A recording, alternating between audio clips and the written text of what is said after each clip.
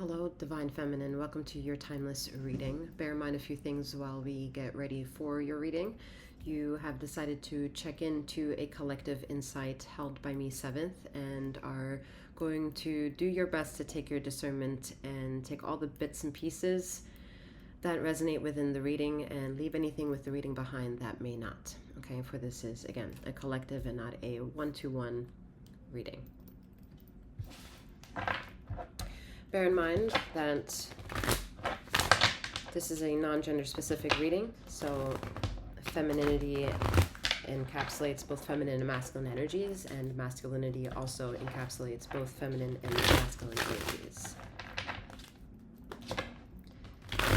In regards to me, I am 7th, aka Master 7th, that reads these energies for you. Should you want to know a bit more details as to who and what it is that I am, feel free to check out that description box below. For a bit of clarity, I am a master healer. Again, that goes by 7th. And I provide remote wellness alignments and tarot intuitive insights such as this.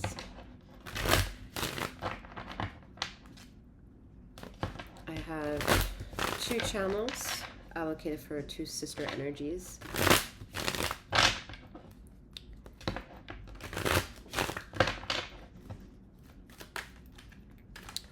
And to travel between the content is featured also in the description box below. All right, Divine Feminine, let's see.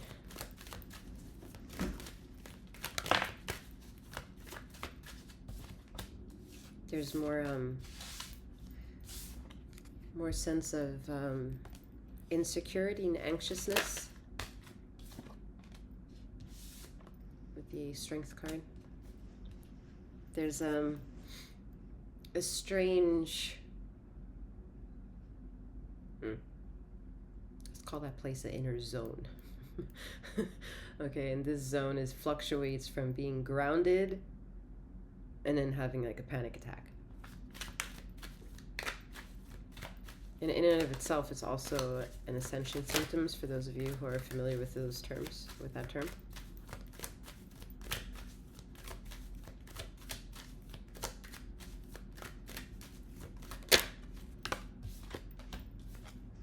Yeah.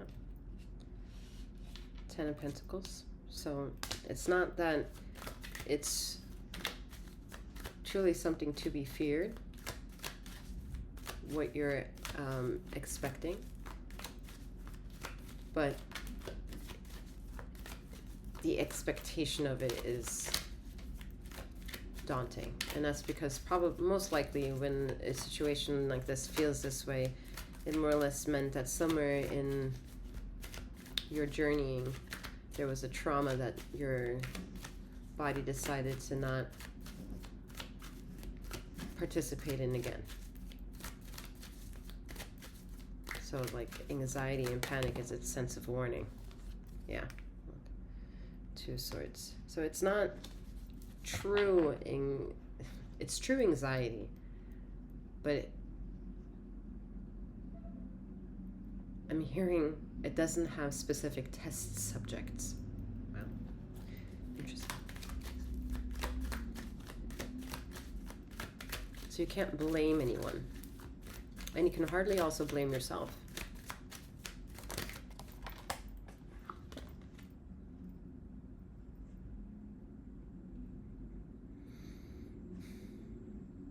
This is a good, although I can recognize what seems as anxiety, it seems like overactive energy that doesn't really know where to kind of like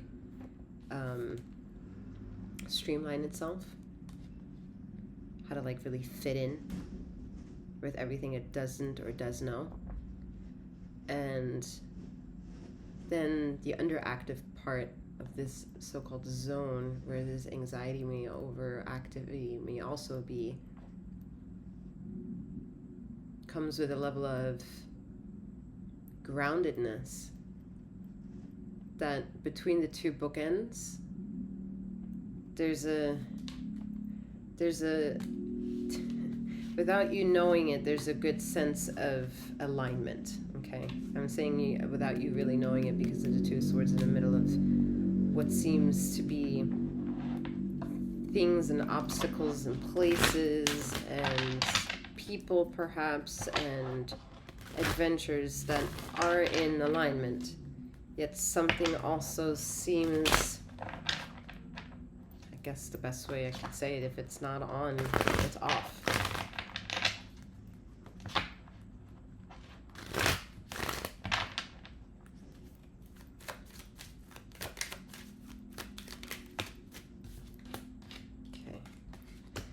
So interesting. It's a meeting of like a really interesting, and I find it very beautiful,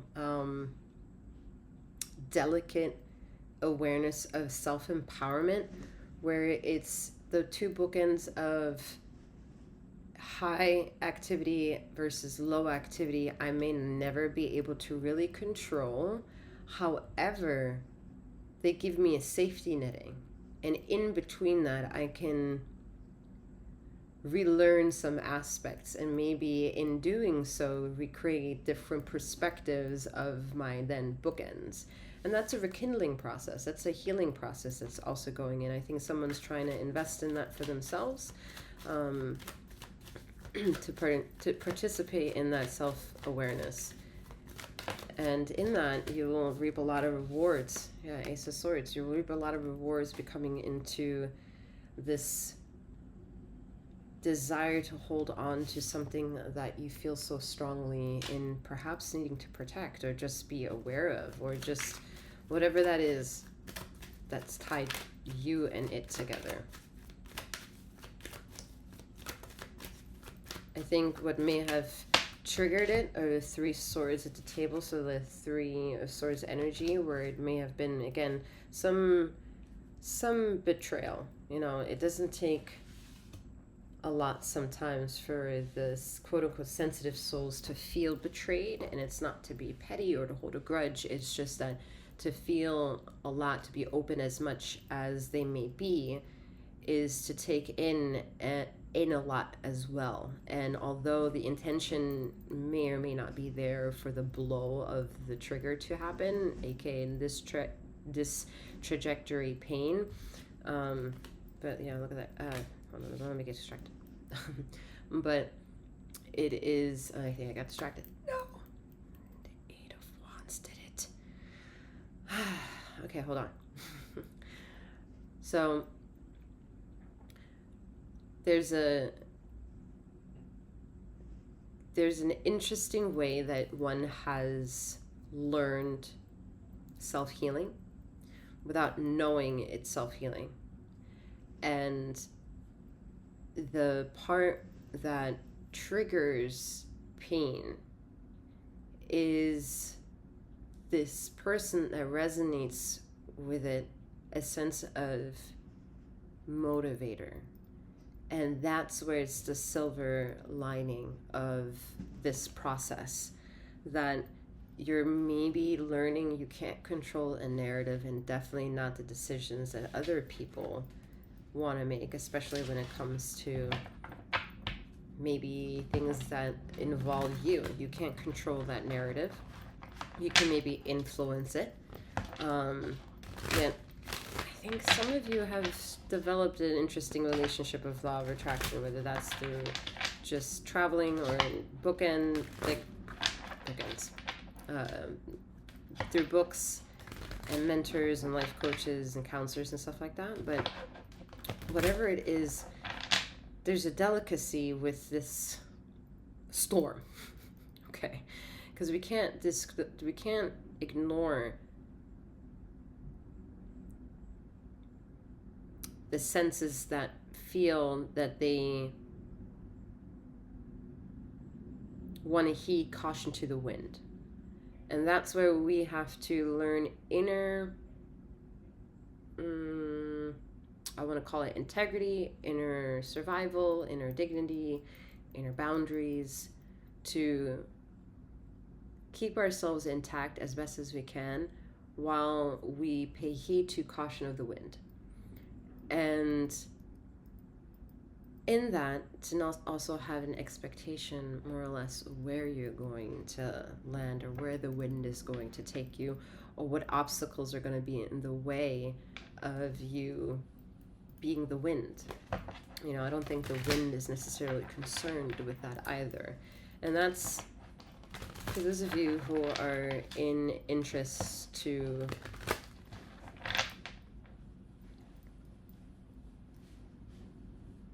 call in that certain person. You're realizing more and more that you can't.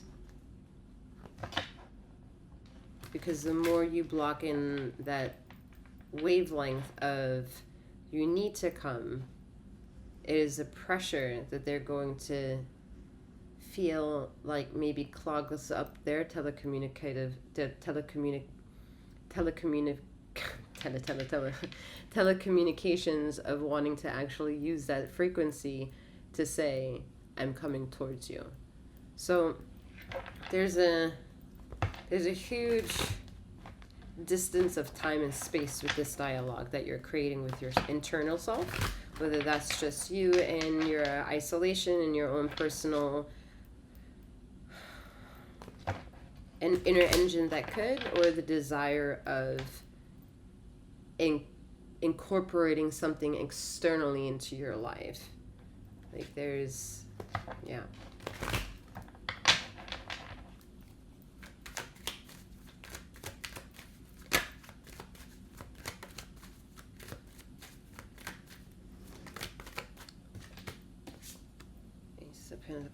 Ace of Pentacles, funny.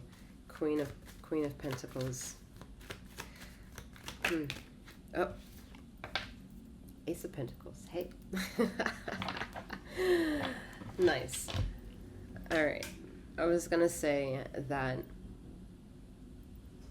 I think Divine Feminine in general, non-gender specific, so all-inclusive, are learning the dance between intuition and ego. And intuition is, for me, the hermit energy of traditional tarot. And the ego would be the devil energy that's not here in this reading. For now. Just kidding. And however, the ego is a challenging narrative for some people to maybe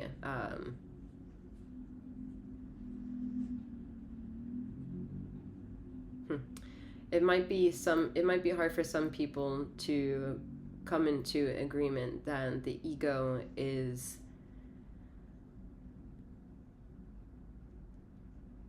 the one that's the most important part in traveling in life.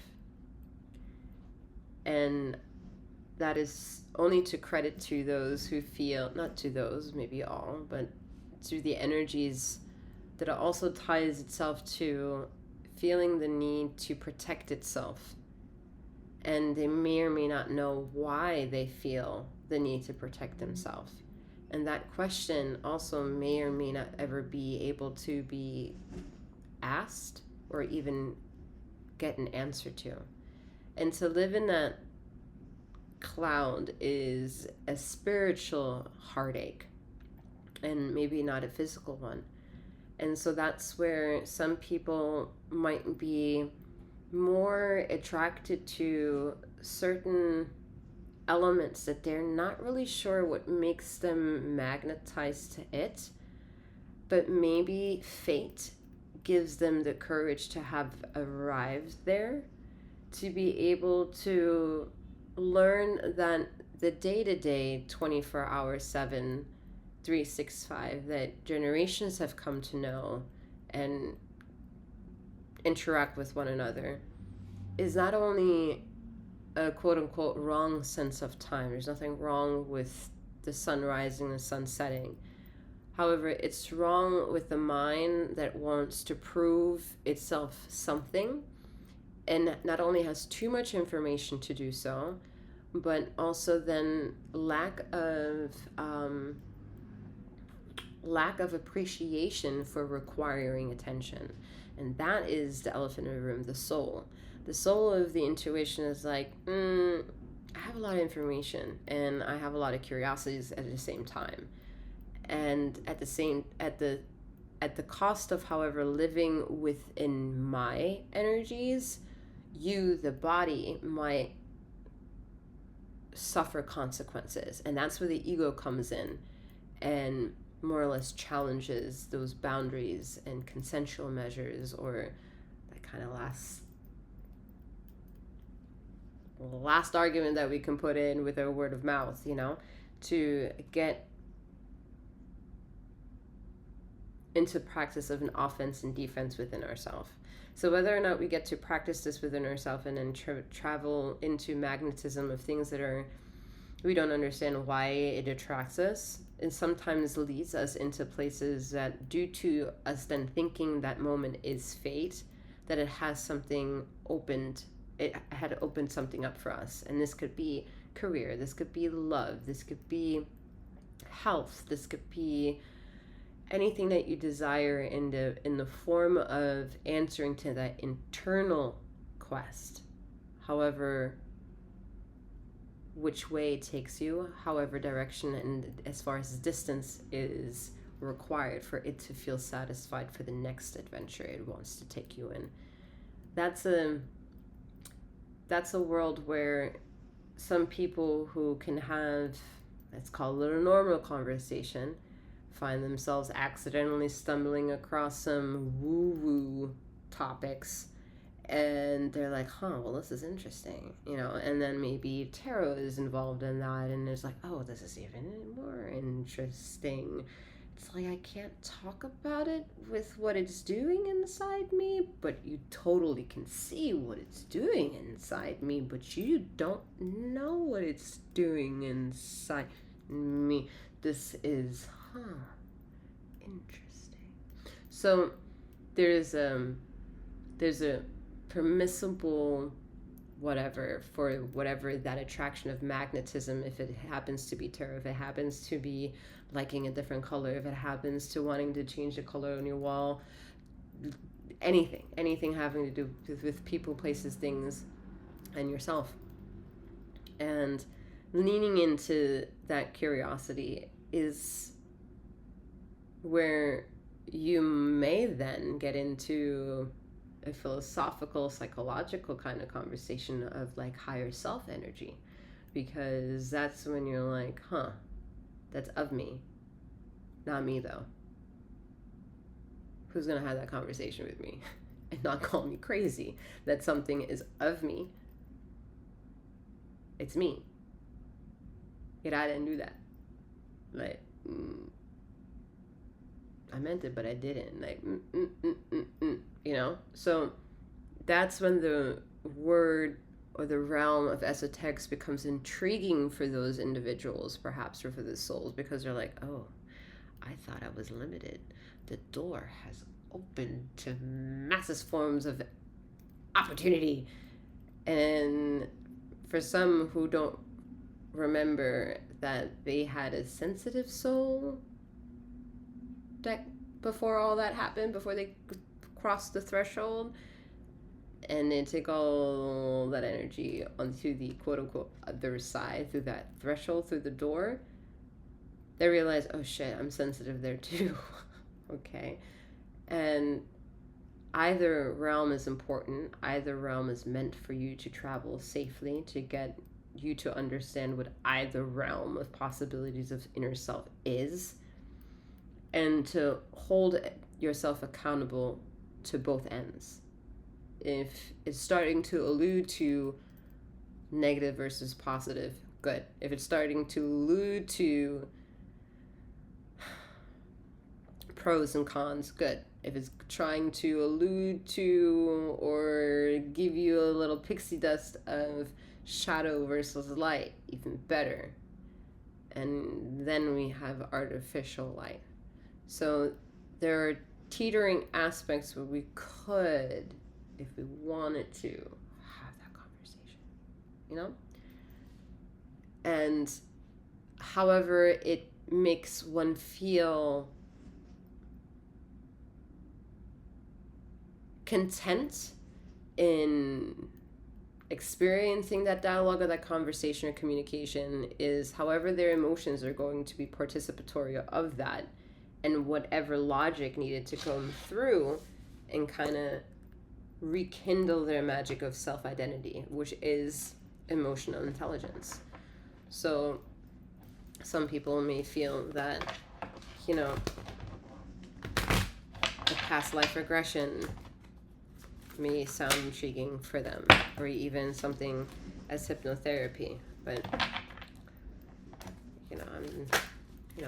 follow your intuition. I provide similar services.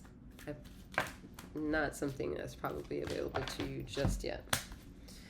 All right, the Magician and Three of Cups. So there's a lot of emotional trauma bonding at this time, which is exhausting in and of itself. But for some of you, your social circle is where you get your inner motivator from. You know, maybe this is more like community focused social gathering, maybe like a healing center of some kind. People come together and gather, hold hands. Yeah, I'm 7th is not a fan. Not a fan. I love holding hands, but okay.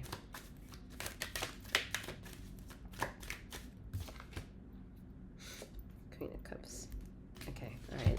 I just have to. I'm sorry, I have to. So the the Page of Swords here after the Magician and the Three of Cups here. Okay, and the Queen of Cups. I'm just tired of repeating this shit when it comes to sacred rituals, that when you don't know this type of energy, which is positive, but you don't know someone's hidden intentions, because more or less if you don't know your own hidden whatever, then maybe off chances are someone next to you may also not know their hidden other. If a bunch of people come together and then now it's a I desire with a bunch of hidden others, it kind of makes it what's in there, what's in there,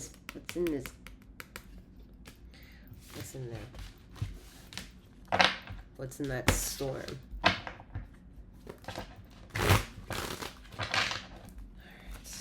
What's in that storm? Justice. Yep, justice. So it's inevitable drama that you decide to want to be participatory on.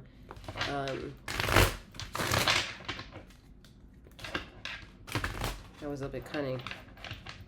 But it's for those people who go into the social aspects of being with people and are gossiping and are like sharing a bunch of trauma and calling it healing, that you kind of get what you ask for, which means the good stuff and the bad.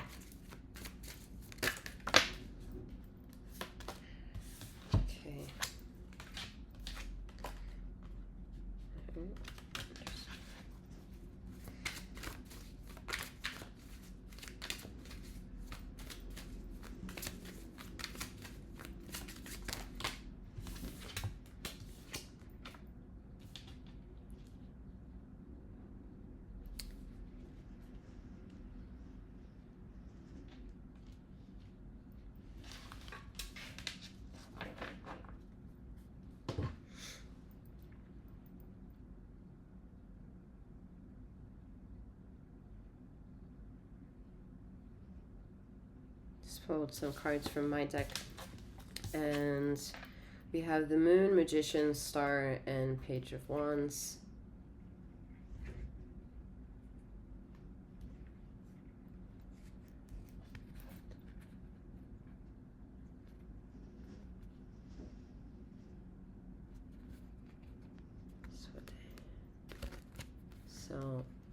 this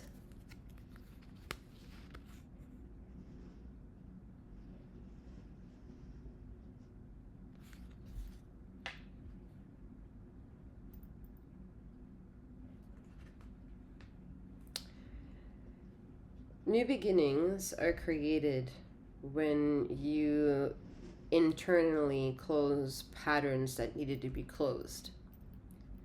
And once you have that inner embrace within yourself, and whatever trigger words are needed to get that inner curiosity going for yourself, will you know how to make wiser choices, even if they result to, multiple lessons. It may have taken a few lessons in order to get to the bigger picture. And I think that's something that you are more than ready for.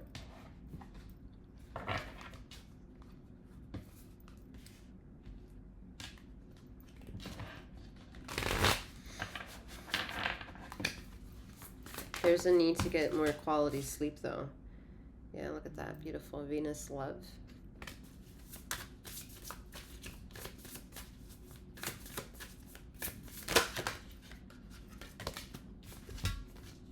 We have Gemini, curiosity, persistence, Capricorn, and boundaries, Saturn. Yeah, the inner boundaries, the inner intuition with the emotions. Intuition is the purple. Emotions in this case would be the orange, with the traumas and the wounds and creative energy, what you show up to, what you feel called to feel, to do, what you feel in alignment of. Of course, you're meant to look at the world in a world with a worldly view of like a playground, and anything that you want to do is there for you to travel and for you to enjoy and for you to relax and experience all the nooks and crannies of excitements that there is to see, even if it might be for some of you, meant to be with other people to get to that white picket fence and whatever standard dream you may want. Sorry. The standard. I'm saying no. Some of y'all don't want to be that standard, but for lack of a better word here, there's an aim that you very much already have in place. You're not meant to focus more on the energy that you already have in place. You're supposed to be more excited to branch outside of the realms of that boundary and then be more excited to go back home, which is yourself. Very nice.